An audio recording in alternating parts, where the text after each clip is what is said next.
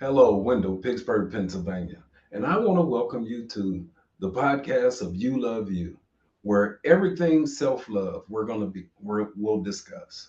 I'm glad you had a chance to make it. Again, welcome to You Love You LLC, the podcast where we discuss self-love.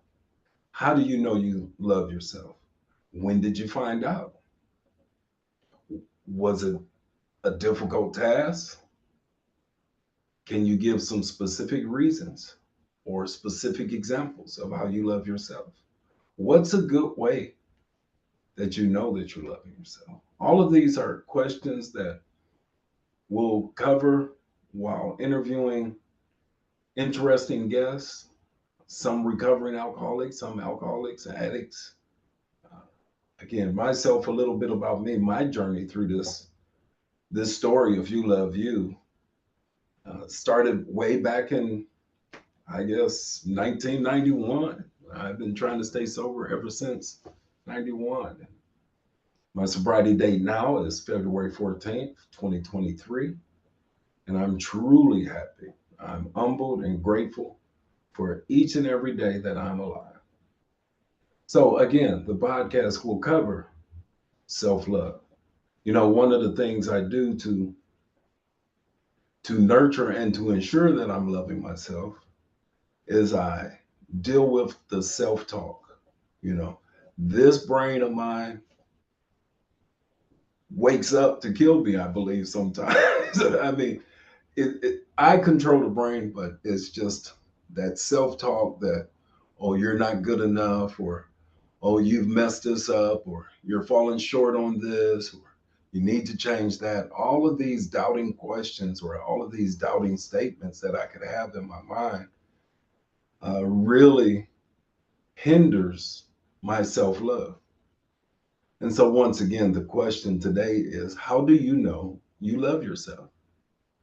And I smile because sometime around April of 2023, I really got in touch and I finally met a guy that I've been running from all my life. Now, you wonder, how do an individual run from himself most of the time? And my story is like others. I'm no unique individual. I had some issues when I was growing up. Some know my story. I was inappropriately touched at an early age, and that feeling was so elusive that I chased it, as the book sometimes call it, unto the gates of hell. Now, a lot has transpired in between all of that, and I'm very happy that I found recovery. I'm happy that I found shadow work. I'm happy that I found all of the things, journaling, prayer, meditation, all of the things that comprise my daily habits today. As my mentor called it, a practice. I practice spirituality regularly. Now, did that solve all my problems? I don't know. I don't think so, but it sure makes the day a lot better when I wake up with nothing but humbleness in my mind. Thank you for just waking me up. Not any particular reasons, just for being here today. That is good enough. See, because I didn't think I would make it to see my 65th birthday, 61st birthday. There's things that I've done to take me out regularly, self-sabotaging behavior. So what's in it for you? You know, let's talk about that. I feel that this channel, this podcast, will help you discover the blueprint to more peace and happiness by discovering, discarding, and dealing with childhood trauma. Now, I would like to blame childhood trauma on my alcoholism and my addiction, but as I go through the 12 steps of Alcoholics Anonymous, and as I have come to journal and meet the man in the mirror, I realize that I'm an alcoholic because I excessively drink alcohol. The book talks about men and women essentially drink because they like the effects caused by alcohol. And so you will hear me reference the book. The book that I'm referencing is the Big Book of Alcoholics Anonymous. The first 164 pages was written back in 1935 and published in 1939. One thing you will never hear me do is give you my opinion. Opinions are like elbows. Everybody has two. So I coined that phrase. I think I'm gonna put that on a t-shirt somewhere. Opinions are like elbows. Everybody has two. So basically the big book of Alcoholics Anonymous, and I gave it a whole nother meaning because it is truly the big book with big print for those that can't see. And so I guess I could take my glasses off and it's still blurry. But anyway, I grabbed it because the forward to the fourth edition, March 1976, this edition went into print. Worldwide membership conservatively estimated at more than 1 million, with almost 28,000 groups meeting in over 90 countries. That was the third edition. The fourth edition, with nearly in 1996, just a double an estimate, 2 million or more, with nearly 100,800 groups meeting in approximately 150 countries. So I wasn't too far off. And then there's another one that was printed in 2001 that talks about the 2 million people reached. However, I wanted to give a little backdrop on the 12 steps of Alcoholics Anonymous and self-love.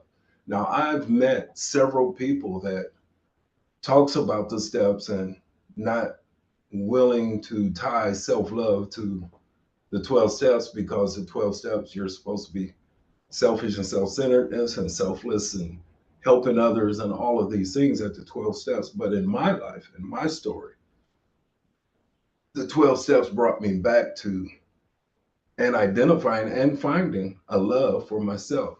I have several friends that discuss all the time that, well, he's a heck of a guy, you know.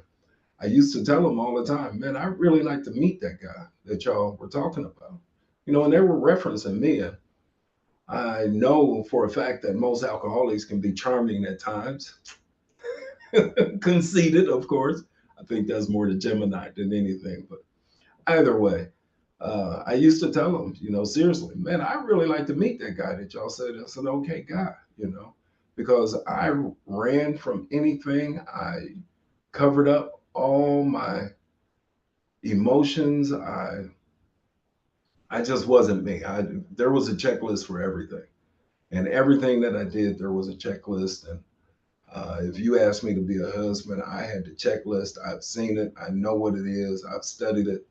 Actually, it took me 2 marriages to get here. And I'm not laughing about that, but you know, it also talks about us laughing at our demise, and that our past, as horror as it could be, or as filled with horrors as it could be the lifeline that helps another survive, staves off death and misery and other alcoholics.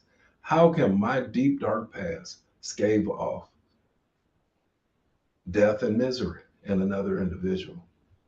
That's the crux of this program, and this program has saved my life. And so I digress way back. Let's talk about self-love. How do you know you self-love? One of the things, how do you know you have love of self? Let me correct that English. One of the things that I have right now that I do for a fact is I eliminate all, I don't even have a word for it, bad self-talk, negative self-talk. If a negative thought comes to mind, I negate it with 2 positive thoughts. It's just become a natural habit of mine. So where do You Love You come from? You Love You LLC. You Love You was the original thought for the program. I am an individual of many talents, and I journal and I write. I write cards all the time. But either way, I was writing in my journal one day, and if you can see that,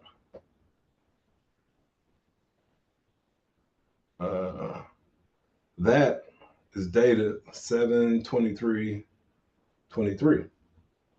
And I was journaling one day, and that came up in my journal. And that's how You Love You came about. I tried to get the .com, and it ended up being someone was already using the .com, so I changed it to You Love You LLC. Either way, It's a great day to be sober. It's a great day to be here. It's a great day to have a podcast. And I want to welcome you. I ask you to bring your questions. Just dive in. Help me help you find a blueprint to more peace and happiness by discovering, discarding, and dealing with childhood trauma, or to stop the self sabotaging behaviors, or to be free from trauma or addiction or alcoholism. All of these things in the last year or so has come true in my life. I can look the world in the eyes. I don't have to run from my creditors. Well, there might be one out there. Federal school loans, I'm gonna take care of them as well. But incriminating. How can I incriminate myself here? Either way, I've set restitution to the best of my ability and willing to set more restitution as part of the 12 steps. So uh, the main reason for You Love You is because, like as I was stating earlier, I did not know what self-love was. I thought that as long as I was getting my way, as long as I was paying the cost to be the boss, as long as I was showing up on a daily basis, that didn't nobody have a right to tell me anything. And I carried myself that way. And I proved it time and time again until that one day that I ended up in the wrong place and ended up smoking crack cocaine. And I used to smoke crack cocaine as my drug of choice. You know, alcohol always led me to deeper and darker secrets. And then things later, what I found out through prayer, meditation, journaling, all of these things that have come into my life now, I wish I would have known 30 years ago, actually 50 some odd years ago. So back in around 8 years old, the illusion of love came into my life and I pursued that to the gates of hell. Whenever I felt lonely, sex, weed, drugs, alcohol, whatever would make me feel better. Whenever I felt good, go reward myself. So I pursued anything outside of myself to make me feel different. And I believe that's what started my alcoholism. At around 10 years old, I started drinking, smoking weed. Junior high, had to be with the cool kids, smoking weed. High school, smoking weed, alcohol. Uh, it just, my story is the same. And I hate to continue to repeat it, but I need individuals that's viewing this podcast to know that I'm run of the mill alcoholic and drunk. I've had several successes. I take one step forward and two steps back. I passed my City of Houston master's exam. I was one of the youngest blacks that did that. And I was an arrogant, cocky, cocksure, knew what the hell I was doing, but I was still a drunk and I was still running from self. And so one more education, one more business, one more adventure. Dad taught me to work hard, get a good education, get the family, the 2.5 kids. I did all of these things. Religion, when I came up, religiosity, believing in Christianity and all of the gods that could, well, the one God that could cure all my problems. Just give it to God, give it to God, give it to God is all I've been told all my life. And what I'm finding out as of now that uh, you can give it to God, but God expects you to do some work. He expected me to do some work. And so I show up on a daily basis and I do that work. There's a section in that book that says, least I enlarge my spiritual life through work and self-sacrifice for others, I will not be able to meet the certain trials and hard spots that's coming. There is some trials and hard spots coming in each and every one of our lives. There might be some trauma in your life. Whatever the case be, this podcast, this program, the information that I have, and I don't have cornered the market on it, but I believe my unique ability to pass on what I have can help one other individual, and I need to find that individual. So if it's you, by all means, drop me a line in the text down there below.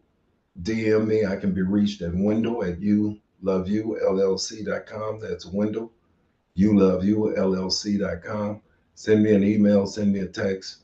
Uh, well, send me an email or DM. My Facebook page is YouLoveYouLLC.com. Leave me a message. Get in touch with me. I have several other programs going on, and I'm here to help. Monetary, not whatever it is. The purpose of this podcast is to help individuals find themselves, find self love, and live a more purposeful life. Now, if you already have everything in your life and you're not plagued by alcoholism or addiction or trauma, uh, you can probably provide some assistance in encouraging others to come clean or to acknowledge or a way that you have healed. Either way, I wanted to come and just present a platform where individuals can come meet, talk about their situation, because men don't normally talk about trauma, whether it's, I don't even want to put a definition on trauma, but your definition of trauma is your definition of trauma. There's no big or little traumas. Some are more hideous than others. All of those can be addressed because I know for a fact that my trauma caused me to go to depths of places that I never thought I would go, basically. So I'm glad you were able to stop by. By all means, watch the video all the way through. Come back.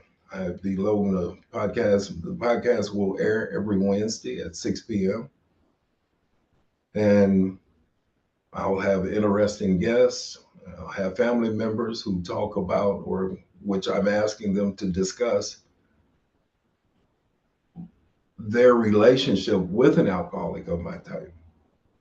Some family members don't never get a chance to understand the alcoholic or the addict. And I felt it important that some of my family members would come and share their experience, strength, and hope with you, and how they dealt with me, how my life has affected their life, how my recovery has affected their lives. If there's any unturned stones, if we could expose them or discuss them. These are all things that during the 12 steps and working the 12 steps, I have to be willing to do. Step one, my life was unmanageable. I admitted I was powerless over alcohol, that my life is unmanageable. Somewhere down in the bottom of the first step, it talks about if I don't get sobriety and if I don't surrender, that my life will be, how does it say, my sobriety will be precarious, and of happiness I will have none. That surrender word caused me a lot of issues for a long time. My dad taught me never to forgive up, never to surrender, never, never, never. I had to fight for anything and everything. I had to fight when I was a youngster in school. I was the youngest, the smallest, and yes, I was bullied, but none of this bullying that folks are going on today. When you got bullied, you either learned how to beat them up or all of these things. And I make light of it. But my dad, one day I told my dad I was getting bullied, and he showed me how to handle it. I planted a couple of bricks and a couple of sticks along the way to the house. And bully came to beat me one day, and I whooped him with that stick. And I ain't had no more problems out of that bully. So another traumatic event in my life. That is not light to be taken lightly. I'm glad Dad gave me a solution. And I'm sure the bully is probably out there watching this. And if that didn't happen exactly that way, by all means, send me a message. Let's work it out, because it's all about love now, self-love. And I'm just happy. Self-love to me now is getting up every morning, praying and meditating. My daily routine is up at 4:45. I'm praying. I meditate for about 10 to 15 minutes, trying to improve or to lengthen that a little, because prayer is communicating with God. Meditating is listening for the results or the response. Now, I have to clarify that I do not pray to an entity outside of myself that will grant me my wishes. Can you imagine if God granted everybody's wishes? I don't feel that that's the God that I serve today. Now, there is a creator of the universe that yin and yang, what I put out comes back. I believe that to the day. If I believe it, I can achieve it. I don't believe that God would send me to a burning hell. He has better things to do. I don't believe that he's a damning and will kill off a whole race and jealous and all of these things. God has everything in the world. Why would he be jealous of anything? Why? He's the creator of all. But I've digressed again, did not want to get into religion, although I do have to talk about spirituality. The God that I serve today is not the religious God that's formed in religion that gives me rules and regulations, and I got to jump up and down, turn around and 3 times and be this holy roller in order to be saved. I don't believe that. So that's my spiel on that. And I'm sure I'll get some eyebrows raised because I've been raised a Christian all my life. And I don't say I'm anything less. I just believe a little different. I believe in spirituality. I believe that God placed in me everything I need to be, the person that I need to be, and I could live my purpose. And if everybody in this world lived their purpose and wasn't greedy, wasn't selfish, wasn't self centered, as I'm healing from being selfish and self centered, then I believe I know the world would be a better place. We wouldn't be scavenging the earth for all of its resources. We will come up with collaborations and collaborative efforts to enhance each other's life. Uh, this is a world that I'm geared towards and one that I know will happen. And I'm going to do my part to make sure that it happens that way. Can you imagine a world of you doing exactly what you love to do and everybody doing that, not worrying about big eyes, little U's, or where my next meal going to come from? Uh, just all the things that trouble this world today. It sickens me that I've come 61 years and find out all of the history and all of the things that I found out about the Bible, for instance. Now, I haven't dug deep down into the other books that the Bible reflects from or other texts, but there's tons of other texts out there that the Bible referenced, the book of the Dead Sea Scrolls, and uh, don't get me started down that road for sure. But either way, so this is a podcast of You Love You. Welcome to You Love You LLC, where we discuss nothing but self-love. The thing I'd like to discuss about self-love tonight is the self-talk. Self-talk can be damaging. Self-talk can be more damaging than a physical act against me. My thought pattern, my thoughts about myself are deadly at times, and I have to find a way to correct them on a daily basis. So I speak positive affirmations regularly. Any negative thoughts come in, I counter them with positive affirmations. I pray, which is talking to the creator, a power greater than myself, one that put the oak tree in the acorn. Let me say that. Reverend Michael Beckwith talks about and discuss. And that's one of my turning points was I was listening to Reverend Michael Beckwith. He discussed an acorn and my ears kind of peaked up because I grew up around oak trees. But to put an oak tree and an acorn together, I could never put the two together until one day I was listening to him and he talked about the acorn has everything in it to become a mighty oak. All it needed was the right environment. It's like, wow, are you serious? It's like that simple. God placed in me everything I need to be. All I need is the right environment.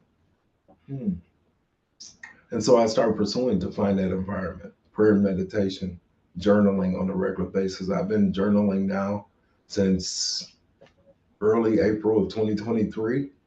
And if I tell you there's a nerve that goes from my fingertip to my brain that takes everything that's running around in my brain, it's fiction as long as it's running around up there. The minute I write it down, it becomes facts, and I can do something with those facts.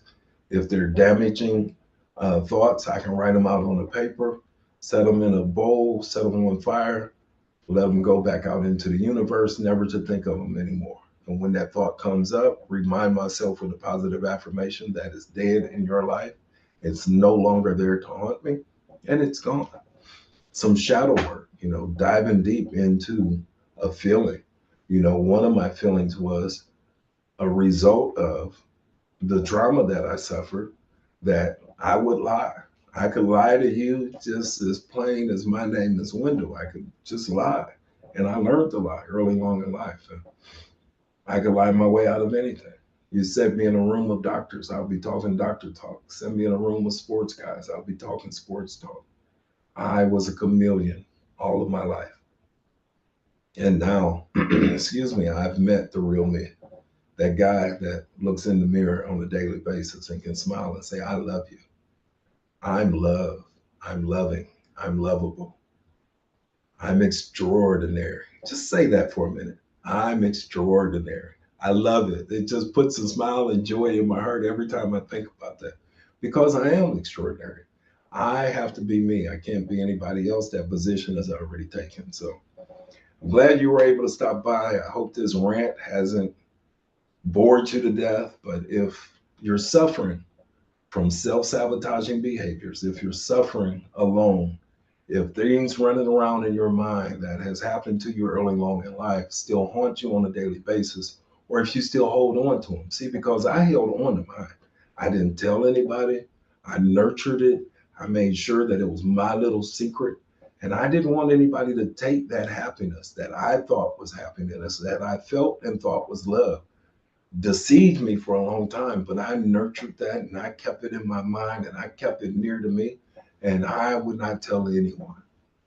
It took me 59 years to discuss trauma in my life.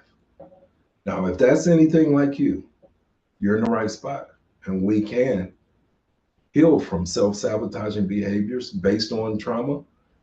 We can heal from self sabotaging behaviors based on addiction or alcoholism. We can heal from those things.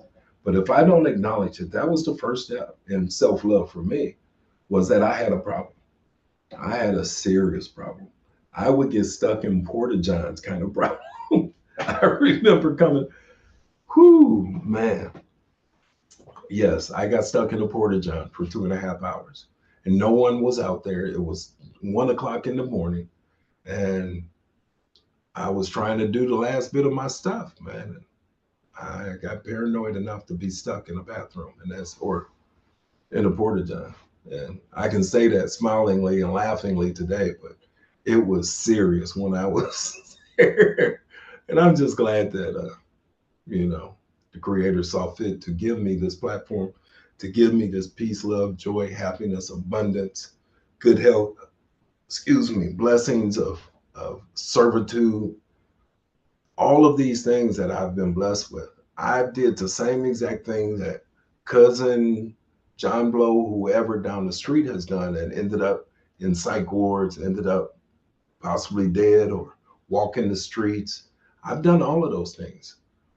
What, who chooses that I get to come here and talk about it and they don't? Whoever that power is, thank him, acknowledge him, and it could be a her. Yes, I know now that God, we didn't get here by God himself. It had to be a woman involved somewhere. So yes, there is a female and a male energy, I believe, that sees to my life on a regular basis. So I'm all over the place. I don't wish.